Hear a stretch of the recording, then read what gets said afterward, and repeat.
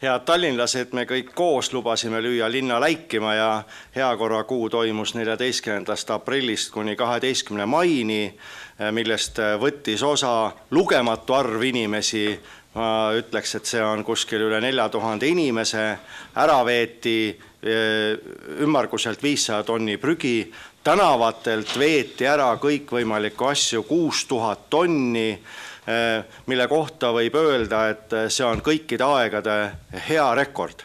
Me oleme seda teinud koos kõikide heade tallinlastega, kes on kuulunud erinevatesse organisatsioonidesse, ettevõtetesse, MTÜ-desse.